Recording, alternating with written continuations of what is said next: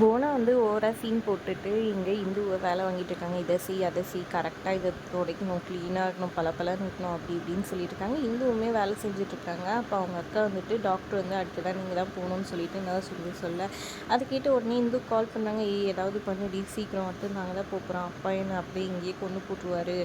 அவ்வளோதான் அப்படின்ற மாதிரி சொன்னாங்க. சரிக்கா நான் ஃபோன் பண்ணுறேன், இல்லைனா நானே வரேன் அப்படின்ற மாதிரி சொல்லிட்டு ஃபோனை வைக்கிறாங்க. அப்புறமா இந்து நேராக போயிட்டு அக்கா இல்லையான்னு சொல்லி கேட்குறாங்க. எந்த அக்கா அப்படின்னு சொல்லி கேட்க, இவங்க தான் சொல்லிட்டு சொல்ல, அப்புறமா அவங்களும் வராங்க, சித்ராவோட அம்மாவும். என்னாச்சு அப்படின்னு சொல்லி கேட்க, இந்த மாதிரி நான் ஒரு அர்ஜென்ட்டாக போனேன், எங்கள் அக்காவுக்கு உடம்பு சரியா ஹாஸ்பிட்டலுக்கு சேர்த்துருக்காங்களா, கூட்டின்னு போயிருக்காங்களா அப்படின்னு சொல்ல, அதெல்லாம் போகக்கூடாது அப்படின்னு போனா ஒரு பக்கம் சொல்ல, ப்ளீஸ் நான் ரொம்ப அர்ஜென்ட்னு சொல்கிறாங்க. சரி நீ திவாகர் தம்பி கால் பண்ணு, அவர் எதனா வேலையாக இருப்பார், அவர்கிட்ட கேளுன்ற மாதிரி சொல்கிறாங்க. போனா உடனே வந்துட்டு இங்கே கிருபாகரனுக்கு கால் பண்ணுறாங்க.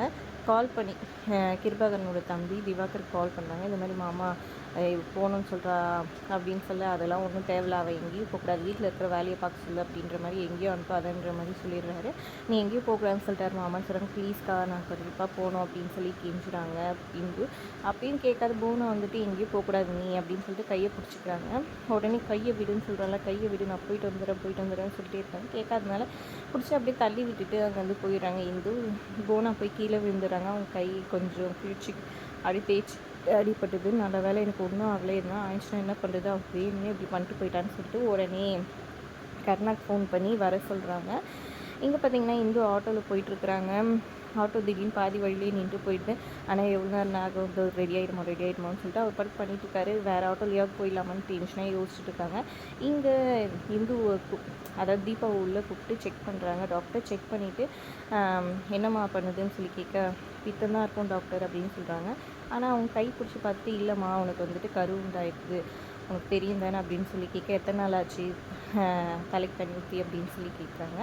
அதுக்கு வந்துட்டு டாக்டர் என்னை மன்னிச்சிருங்க டாக்டர், எங்கள் அப்பாவுக்கு தெரிஞ்சால் அவ்வளோதான், ப்ளீஸ் எங்கள் அப்பா கிட்ட சொல்ல வேணாம் டாக்டர், எங்கள் அப்பா வந்துட்டு எனக்கு ஒன்று போட்டுருவார் டாக்டர், ப்ளீஸ் நான் சொல்கிறது கேளுங்க அப்படின்னு சொன்னாங்க.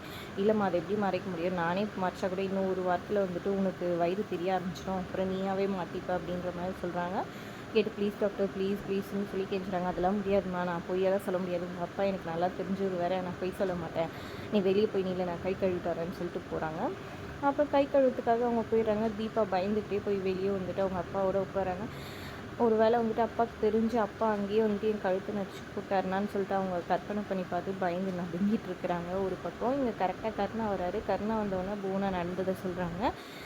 அப்புறம் வந்துட்டு அவங்க சொல்கிறதெல்லாம் கேட்காதீங்க வான்னு சொல்லிட்டு கிருபாகரனோட அப்பா தனியாக கூட்டிகிட்டு போயிட்டு கருணா கிட்டே, இங்கே பாரு அந்த பொண்ணு ஏதோ அவங்க அக்கா மேலே இருக்கிற பாசத்தில் கிளம்பி போயிட்டா, நீ அண்ணன் வரத்துக்குள்ளே போயிட்டு அந்த பொண்ணை கூட்டிகிட்டு வா அப்படின்னு சொல்கிறாங்க. எங்கே போய் தேடுறது ஐயான்னு சொல்கிறாங்க. இந்த ஹாஸ்பிட்டலுக்கு தான் போயிருப்பாங்க, நீ போய் தேடிட்டு வா கூட்டிகிட்டு வா அப்படின்னு சொல்லி அனுப்பிச்சி விட்றாங்க.